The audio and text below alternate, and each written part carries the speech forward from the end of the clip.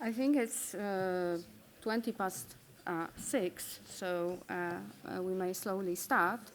Good afternoon, ladies and gentlemen. Welcome on the session Diversified in Unity, Optimizing Observer Engagement in the Arctic Council. The session is co-organized by the Ministry of Foreign Affairs of Poland and Polish Polar Consortium. In this session, the main goal of the session is to examine the increasingly significant role of observers in the Arctic Council. Probably you already participated in several sessions that were devoted to either the role of non-Arctic actors, state and non-state, or observers in particular, but it shows and confirms how this topic is important, especially in the time of geopolitical tensions. So our intention is to discuss and focus in the discussion on the integration and strategic contribution of observers and evaluating how their diverse capabilities can enhance the work of the Council and the fulfillment of the Council's goals.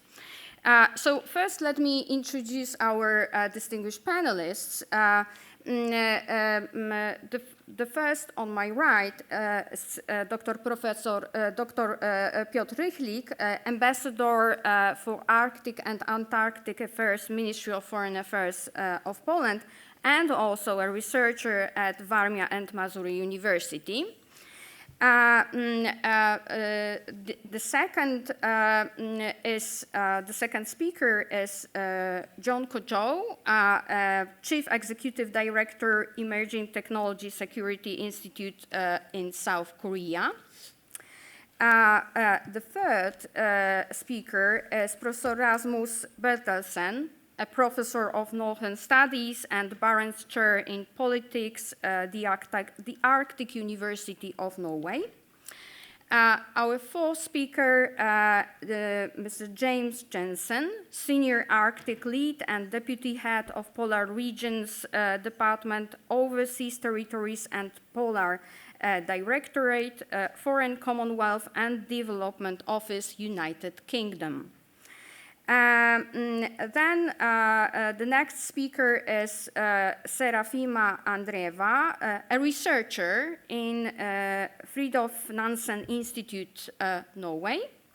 And last but not least, Carlos Lopez Ortiz, Deputy Director General for Multilateral Economic Relations and Maritime, Air and Terrestrial Cooperation, Ministry of Foreign Affairs, European Union and Cooperation, Spain. Now I would like to give the floor to Ambassador Piotr Rychlik to deliver an opening remarks for our session, please.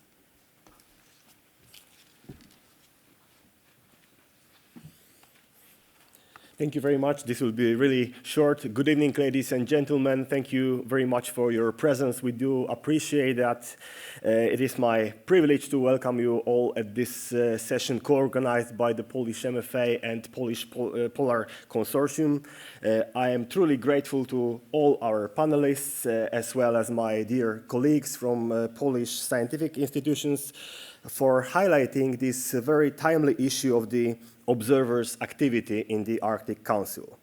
I am also thankful to the organizers of the Arctic Circle Assembly for providing this convenient platform for observers to present their thoughts and inputs.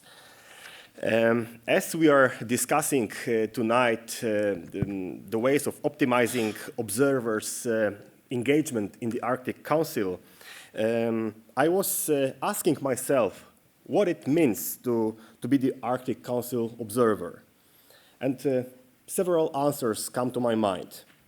One can mention taking care of rich Arctic nature, providing useful research results, contributing to the well-being of the local communities and indigenous people, assisting Arctic states with sometimes overwhelming challenges they might face, just as wildfires or dramatic environmental changes. For me, being an observer is taking responsibility for the Arctic without any hidden agenda.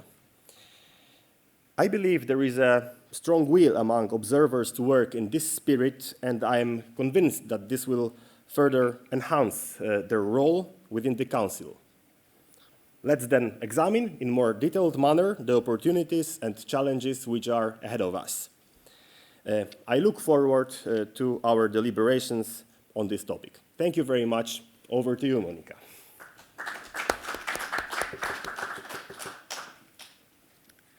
So the first issue that came to my mind while thinking about the topics and the topics that we should focus on during this session was the word diversity. Because, of course, we all know, and it is defined, what is the role of observers to the Arctic Council, but we cannot deny that this group is quite diversified. So the question is whether this group of diversified stakeholders might find a common platform for effective cooperation, really effective cooperation.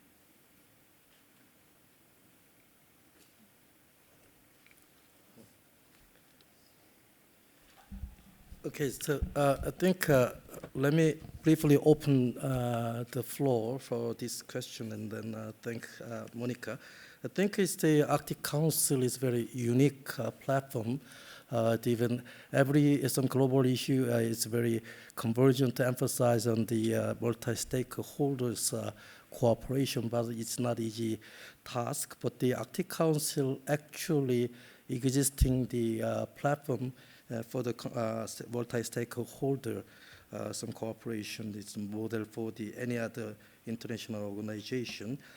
In the sense, I think the basically even if it is the very but for the very successful some model for the convergence aspect, but I think it Arctic Council we can be highly evaluating the one of the good example for the convergence the cooperation, and later I gonna some detailed in-depth explanation for the what are the specific some possible some agenda and then some model and tools for solving this problem.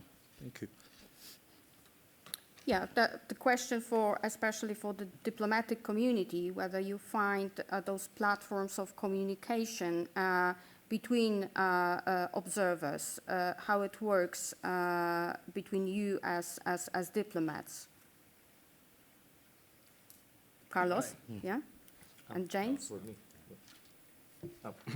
Thank you, and thank you all. Was beginning. Thank you, the Minister of Foreign Affairs of Poland, and all the other panelists for letting me and letting Spain being here. Well, like first of all, I would like to highlight that the Arctic Council work. I think like was in a really like was a body that. That remind us that it was like the power of collaboration among like a diverse array of stakeholders. It's like I've been working in the UN, well, to the mission of Spain to the UN, and this platform like worked even like with a wider view, and I think it should be like kept and this spirit of collaboration among like. States, no observer states, indigenous communities, local communities, like organizations. I think like we should keep that.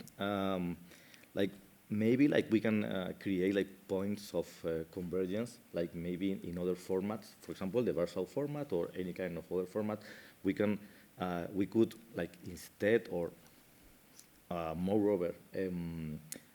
dedicates what are we doing or what we have been doing this year, maybe like create like specific topics, and then like this topic, like what are we doing, for example, in the participants of Warsaw format against wildfire? What are we doing against like climate change in some point? What are we doing in energy, in green energy and Arctic? What are we doing in gender, for example? And then like creating like a kind of common conclusions and sending to somewhere. Like I think like we could establish like a way of collaboration in other formats, and then like find like common conclusions together. Mm-hmm. James? Yeah, thank you, and thanks very much for inviting me.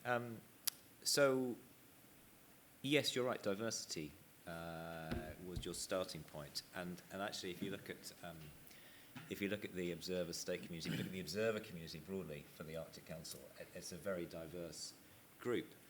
Having said that, and Carlos alluded to this, I've worked in the UN context, and you've got 193 member states there. So negotiating the Sustainable Development Goals, for example, yes, it took several years actually to do that, but we got something at the end of that. So I think the Arctic Council is a particular case in point, in the sense that for over 25 years it has been the preeminent intergovernmental forum for the sustainable development of the Arctic. It has brought together diverse interests. Firstly, in its creation, I suppose, with the Arctic states, but also those indigenous people representation. But then also with the observer states, and the UK has been contributing science in the Arctic since before the Arctic Council was formally established, but since then through the Arctic Council working groups. What has been great about the Arctic Council has been that spirit of collaboration, and we talk a lot about Arctic exceptionalism, but I think that's very much been the case, and clearly, until Russia's illegal invasion of Ukraine, that was very much what we saw, and we're now having to adapt to that in a slightly different way. But certainly possible, yes, and I think that should and must continue. And science, I think, can be that building block for kind of wider cooperation. All right. Before I will give the floor to our researchers, I would ask Piotr, what do you think about the points of convergence, but also in the same time some sort of challenges for the effective cooperation between the observers and also their contribution to the work of the Council? Well, actually, my first point would be that I do hope that the main challenges, or at least some of the challenges, are already behind us. Because yes, we have Warsaw format that could serve as a good platform and space for exchange of views, and of course, firstly with the current Arctic Council chairship, but also among observers, and for some considerable time, we had a pause in the meetings, first because of the pandemic, then after the Russian aggression on Ukraine. So, like, my impression at the moment is that we are back on track, and with the format again fully operational, we're able to solve all the pertinent issues without additional obstacles. So no challenges? No, of course.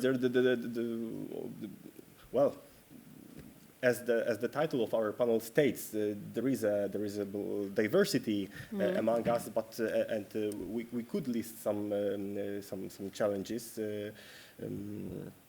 among the group of observer states. We are very different, coming from very different parts of the world, with particular interests, of course. And some of them might be difficult or even impossible to overcome. But with regard to points discussed in relation to Arctic Council, I'm quite optimistic, I would say. And when we look at the agenda of the last meeting, when we were discussing wildfires, diversity, perspective from the WWF, there hardly was any controversy in that. All right, so let's hear the perspective of research community. And first, I would like to hear what Rasmus thinks about the convergence points, but also challenges, and about the issue of diversity, whether it's a challenge or maybe a source of benefits for cooperation between observers. Thank you very much, Monica. And first of all, congratulations and for putting together this event, and thank you very much for involving me. So I'm a professor of Arctic International Relations at the Arctic University of Norway in Tromsø, and one of my points of interest, topics of interest, is how the Arctic reflects world order. You just mentioned Arctic exceptionalism. I'm quite skeptical about the term of Arctic exceptionalism. I think that the Arctic historically has reflected world order, and it does so today, and I think it's likely to do so in the future. And if we look at the Arctic Council, I mean the Arctic Council 96, all the circumpolar collaboration of the 1990s, it basically reflected the post-Cold War world of American unipolarity. And so I think we have that very clearly in the 90s, early 2000s. And then, of course, the next step of evolving world order, it is the rise or return of Asia, the power transition from west to east. And that we see very clearly in 2013 with the admission of 5 Asian countries as observer states, which in my view is how the Arctic states coped with this evolving world order in an Arctic context. And I think to Joseph Nye, Professor Joseph Nye at Harvard, who was in the Clinton administration in the late 90s concerning admitting China to the World Trade Organization. And Nye's point of view there was integrate but hedge.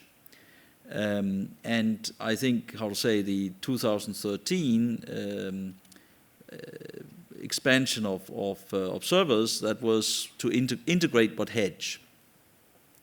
And now I'm thinking about, I mean, in other contexts I talk about that the world order is rapidly being divided between what I call a NATO plus world, so NATO plus Australia, New Zealand, Japan, South Korea, and what I'd call the BRICS plus world, so BRICS plus a lot of other people.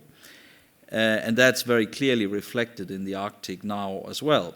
And we think about, I'm sitting here thinking about what I hear as potential new observers, and it may be pure imagination for me, or I think it's things I read here and there, potentially United Arab Emirates, Brazil, Mongolia, Turkey.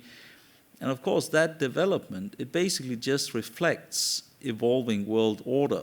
So again, as I'd say, the Arctic reflects evolving world order. And I mean, the potential future candidates are basically from the BRICS world. So yes, diversity, but the world is a very, very diverse place. And of course, in the 1990s, it was the high point of the West, and very convenient in many ways, and easy to in many ways easy to handle for the West, and from there on it becomes more and more diverse. And that's of course challenging, but that's what the world looks like. And that, I expect, is what the Arctic Council is also going to look like, and it's what the Arctic is going to look like. Thank you. Thank you. Just a quick question. Do you think that an answer, because I understand that this diversity has to be accepted, right? It's something, a factor that, that will be with us in international cooperation. In order to accept that and still work effectively, does it, should I understand that we should narrow down the topics of cooperation in order to be effective still in this diversity, or it is also possible to extend the topics and be still effective? Very briefly, I mean, I suspect the agenda of the Arctic Council is quite clearly set and is quite clearly defined by the working groups. And then we have parallel bodies emerging, for example, the Arctic Economic Council, and we have conference, parallel diplomacy, like the event we are attending here, which is evolving with the polar dialogue, which in my view very much reflects this more global, diverse world. And we also have the business forum. So I would suspect that the agenda of the Arctic Council is quite firmly set in the working groups, and I would assume that you simply have more and more diverse participation in those working groups. I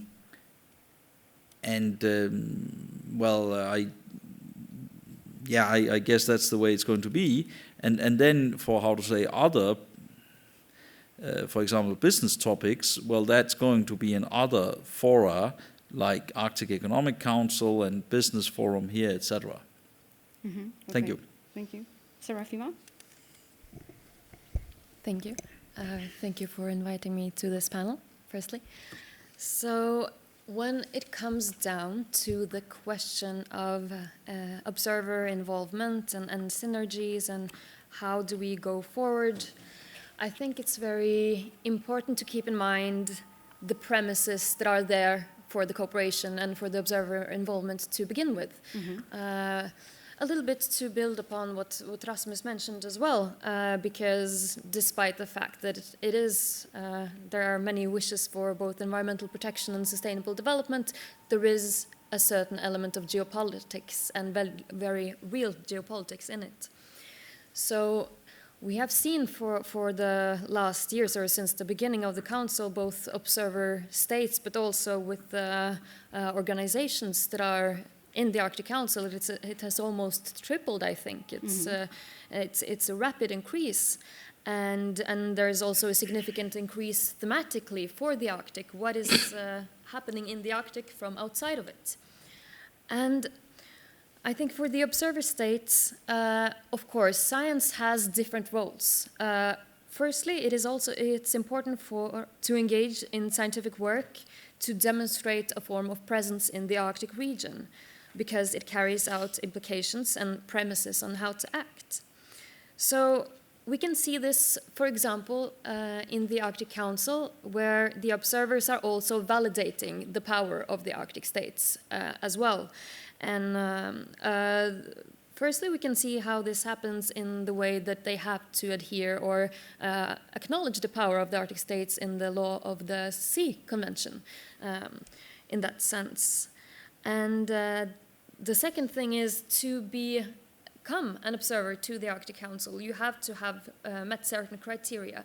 And those criteria, they're quite ambiguous, right? For example, you have to have relevant Arctic expertise. The definition of relevant Arctic expertise in itself is also, it leaves a lot of room for interpretation. And so does the final criteria that the observers must contribute to strengthening the work of the permanent participants. And this is also to some degree unclear, because what does this mean? How does one measure it?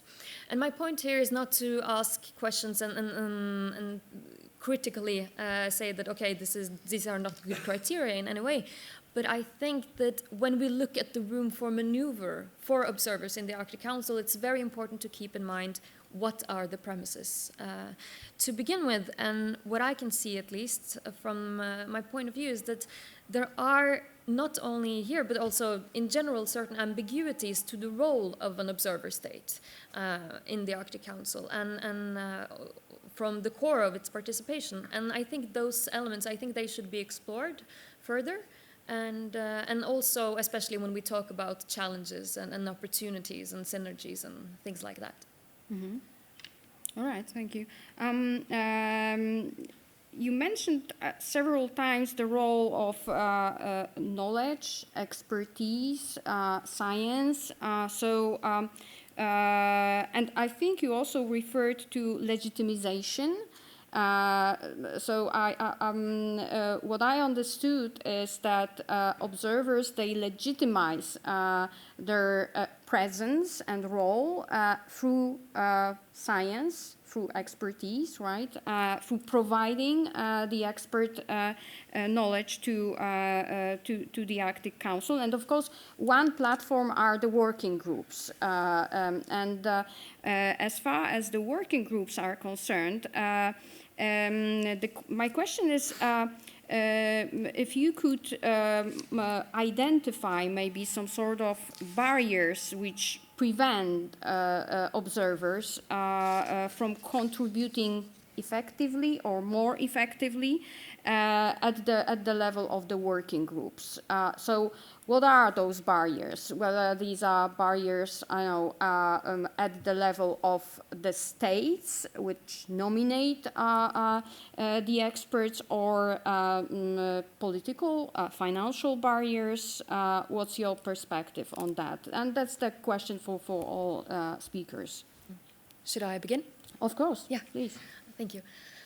No, it's very interesting questions, because I think what we have seen, at least through the course of the Arctic Circle Assembly until now, is that the barriers, there is not a lack of them. And that is related to the role of science in politics, or the role of knowledge in the broader sense, but also in a very concrete, hands-on, what is happening in the Arctic Council. So I think there are 3 points that could be raised here. First, largest barrier, of course, is the Russian war against Ukraine. There is no question and no doubt about that.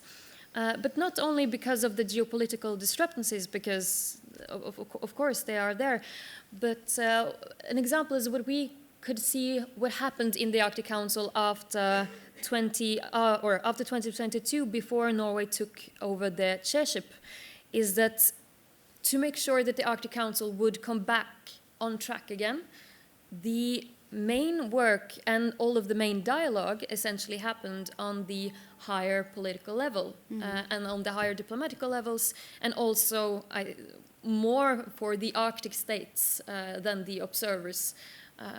So we can see that in case of a crisis, exogenous shock, if you will, whether it is 2022 or whatnot, one can see that there is a certain dynamic there. So that might be a real barrier, because what happens is if one is kept in the dark, and should one be it?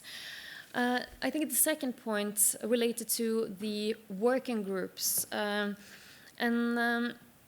that is, as Rasmus mentioned, it's the agenda is very set in the Arctic Council, right?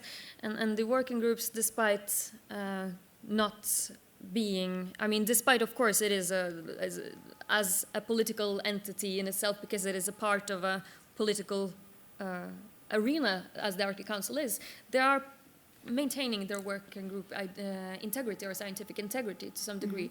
So I think in terms of working group work, focusing on scientific independence there and involvement, that's more of an incentive than a challenge.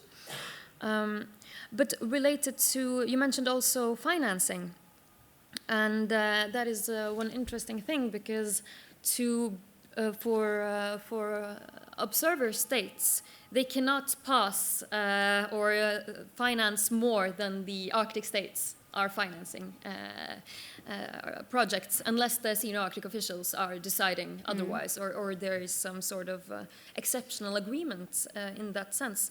So maybe there might be something to explore there. I'm not that sure, but that might also be something to look at.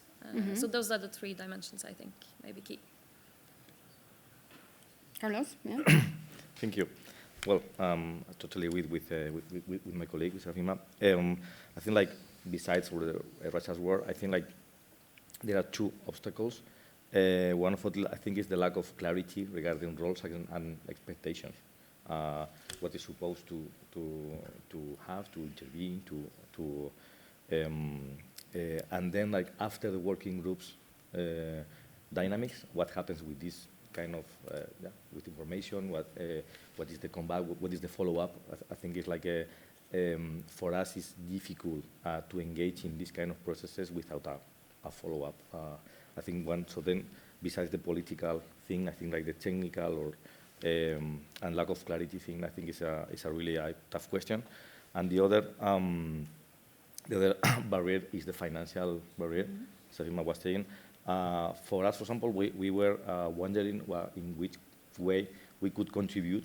We were talking with people from CAF and from other institutions, and finally they said, well, before the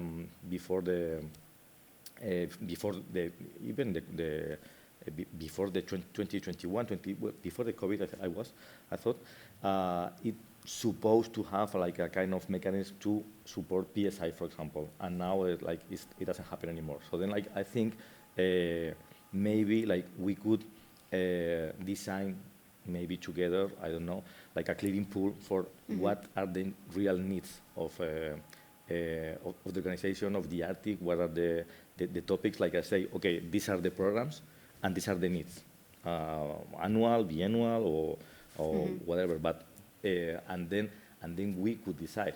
But now it's impossible to decide without prior information. I think so then for us this is also like a financial barrier too. All right, yeah, that's quite relevant and interesting what you said. But first, maybe I will give the floor to Jon, because you have an experience of an expert in a working group. So maybe it will be interesting to hear this perspective from inside. Okay, so I think depending on the working group, their situation and degree of challenges can be diversified also. So basically, as an observer state, the main hurdle to that issue is the kinds of information and knowledge gap, because mainly due to the COVID, there are almost no in-person meeting held in the Arctic Council process. So I think if you maybe build trust and then can have a ownership, you have to meet in-person meeting regularly.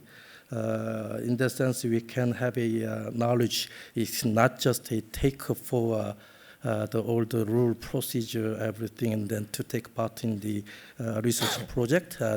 But maybe even if we cannot step in the decision-making process and governance issue, but I think I have to be some ownership for the research, because the Arctic is a common good, and then also like globalization Arctic issue. So in that sense, I think some kinds of ownership mainly due to the knowledge gap and information the sharing is the most hurdle for observer to take a national step in the policy in the Arctic issue. In that sense, I think we need to think about some kinds of an intersessional meeting or some informal meeting to maybe give more have a information sharing for not only just the official meeting.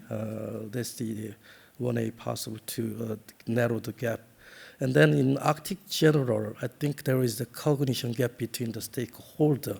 My experience to take part in the SDWG, I think there is a kind of holistic working group. If you look into inside internal discussion as observer state, I think there is some kinds of some indigenous people and then diplomat and some decision maker and the science experts in the among those three group. There are some kinds of a cognition gap, some internal process in discussing the Arctic issue. Let me just point to one comment in very short. The diversified issue is the Arctic. I think there are two dimensions. One is the globalization Arctic issue and also Arcticization of a global issue. So I think the observer Arctic probably will be evolving. Is much more diversified, and then also role of active observer also will be increasing in the sense. Thank you. Mm-hmm. Well, the agenda, of course, is set by the regulations, internal regulations of the organization. But don't you think that, especially in those difficult times, geopolitically speaking, this is also a kind of a chance for the observers to maybe not to change the agenda, but at least to become a kind of an supplementary agenda setter, to propose new topics. We already know that this is possible, and it's quite effective when it comes to observer states, but not only, also the organizations such as the EU. How do you find that, James? Okay. So first, I mean, let's just be clear. I don't think it would be in anyone's interests for there not to be the Arctic Council. And I think, in fact, the growth and the interest in the Arctic requires the Arctic Council even more to provide that glue to bind those interests together and create this kind of overarching, governance framework, but also the kind of the scientific collaboration that falls underneath it in the working groups, which we've been talking about. And those working groups are now back up and running, and that collaboration is continuing, as we understand it, with all 8 Arctic states and with observer participation too. And we've been participating in those conversations over the past few weeks as the working groups have been discussing the progress on their projects over the past couple of years, and indeed setting the agenda for the future. To that extent, we've been contributing to that sort of that sort of democratic process, if you like, in thinking about where the science and the research goes within the Arctic Council framework. I think some of the challenges are, for observer states in particular, are, how can we facilitate and foster the right kind of collaboration? So, working, of course, with the Arctic states, working, of course, with indigenous participation as well, but generating that genuine collaboration that is actually going to deliver meaningful science through the kind of the Arctic Council process. And secondly, how do we make it policy relevant so that the policy is informing the science and the policy can then act on the scientific research and the data that's coming back, and we really focus on the stuff that matters. And I think we've just been talking about that in a session a bit earlier, but I think that's one of the really important things that we can try to contribute ourselves, just thinking about what that looks like. And I think there are some really good examples where, in the past, certainly we've been actively involved from the UK perspective in some of the working groups around, discussions that have helped to inform the Polar Code in the International Maritime Organization, for example, and discussions around climate change in the UNFCCC from, the data that's being collected and the research that's being done in the Arctic, facilitated by the Arctic Council. And I think that's really powerful when everyone's getting together like that, and that research is then feeding through into those wider international processes, where action is then taken at that policy and diplomatic level. Right. some of you mentioned additional forums of collaboration, discussion. Probably one of those additional forums is the Warsaw format, where the observers can meet with the Arctic Council Secretariat and the heads of the Arctic Council. And so whether you find this kind of forums of a kind of a second track diplomacy, active second track diplomacy, where observers can propose, actively propose some sort of new topics, new issues, create agenda, of course, in consultation with the council. Piotr. Yeah, thank you. Very briefly, because I already mentioned that, well, I guess that in light of the lack of senior Arctic officials meetings at the moment, this kind of parallel forums or other forums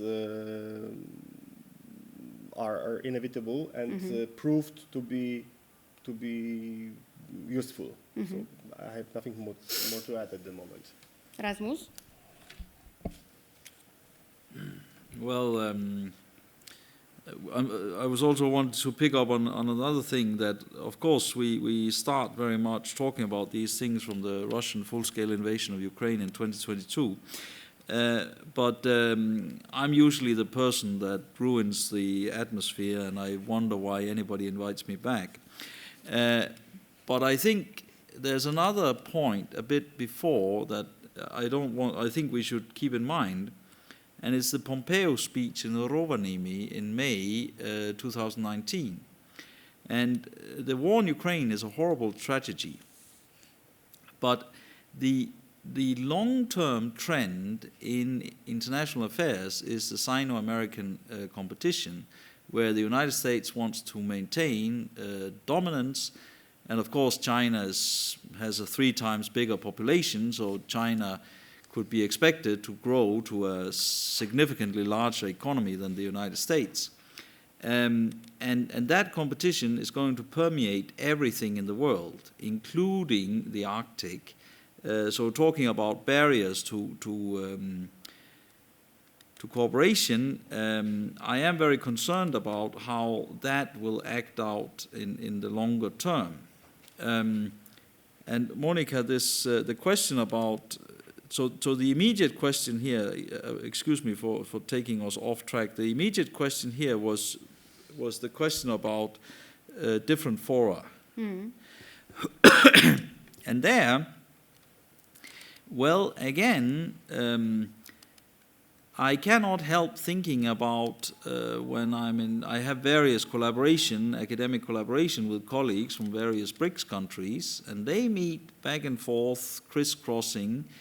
And in the academic field, I also see this emergence of different orders.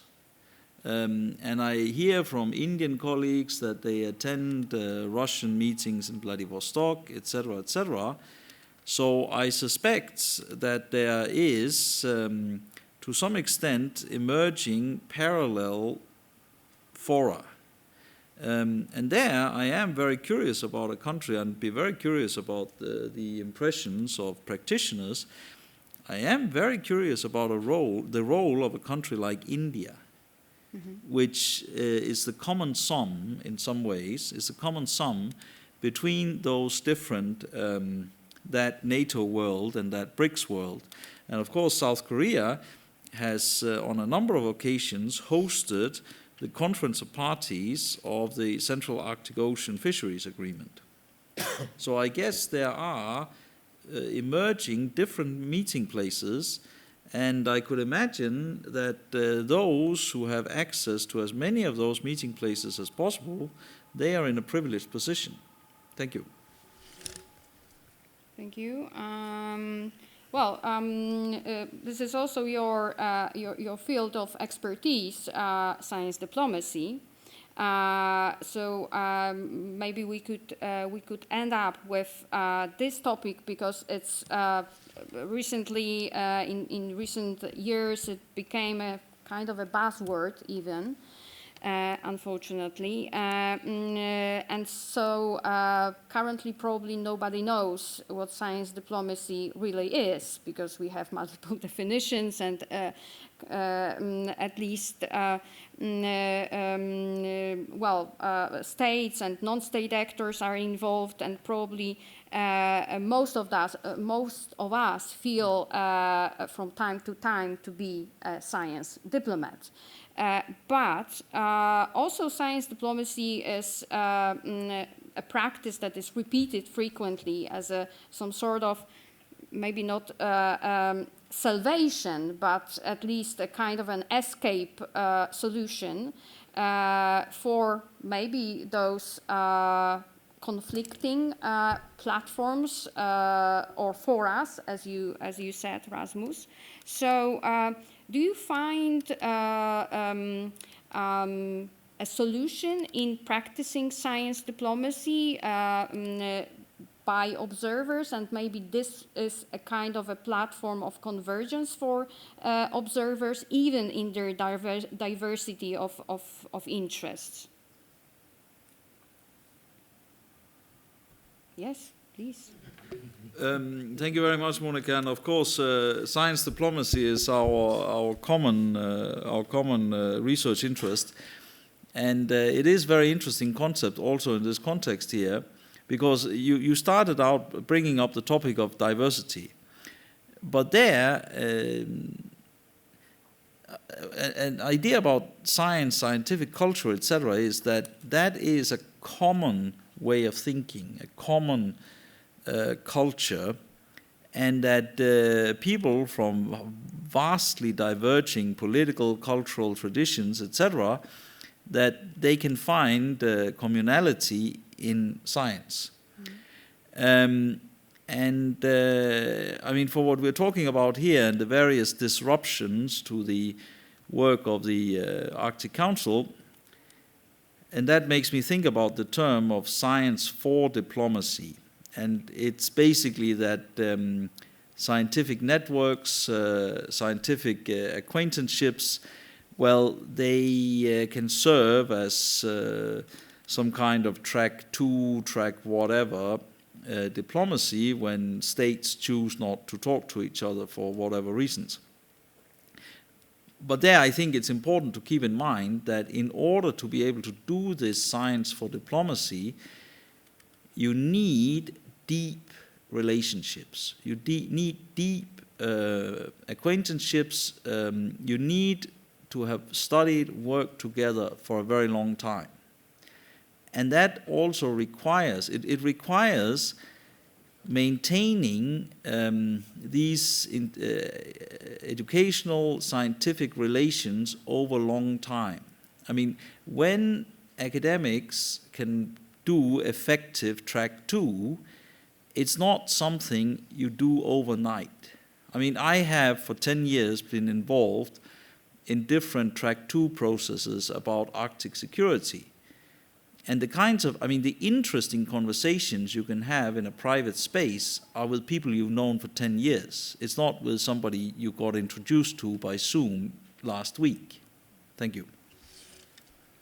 I hope we could end up with something optimistic. So I would like to ask you for examples of success stories of cooperation between observers, and maybe their input for the fulfillment of the objectives of the Arctic Council. If you have such examples, please, Carlos.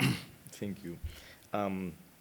Yeah, well, although I basically agree with Rasmus said, but I think there are also like fields for cooperation for good practices, and especially in this area that I think like this area looks in a long term, not in the short term that are like focused politics. For example, now we are designing our first polar strategy to 10, 15 years, and then like So then, like, maybe the Ukraine war like is over. Maybe another war is began.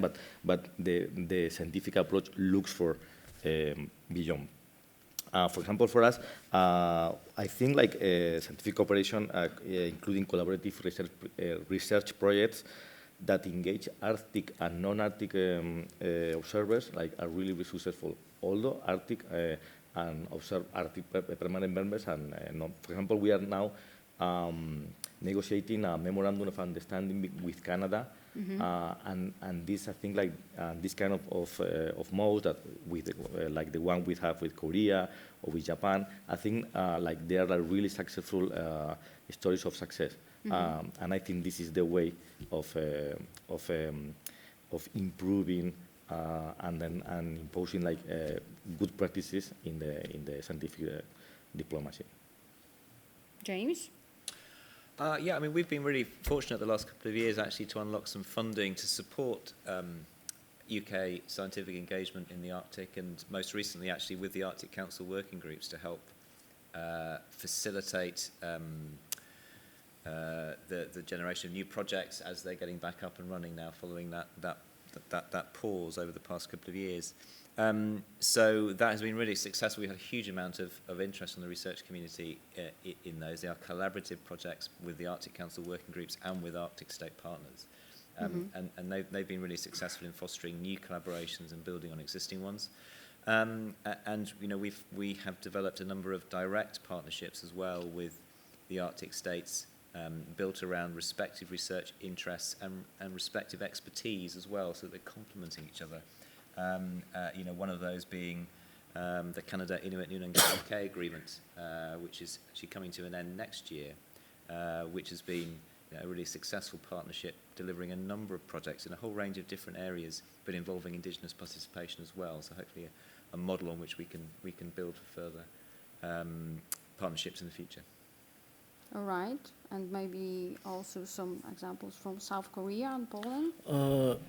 In general, I think all participants can join the international science, international Arctic Science Committee, which overall can be the good example. And as Korea, we're going to promote and then bilateral Arctic cooperation, not only for the Arctic Council member state, but also the observer member state. So the annually we evaluate bilateral cooperation, what kinds of project we can build up.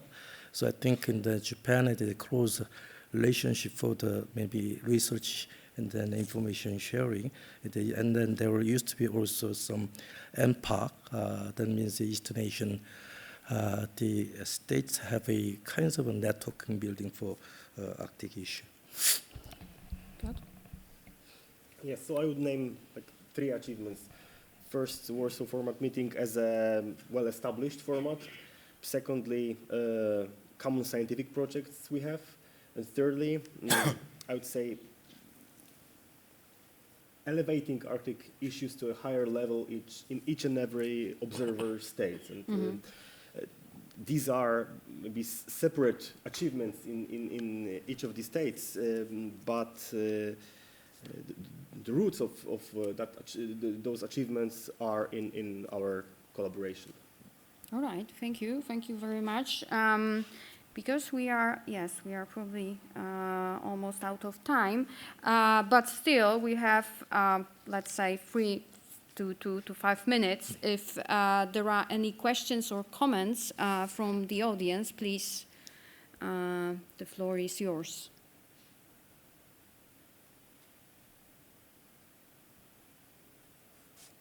If not, thank you very much for your participation and for being with us here. I hope the session gave you some additional information, and it was interesting to hear the diverse perspective of very diverse group of observers to the Arctic Council. Thank you once again for your participation.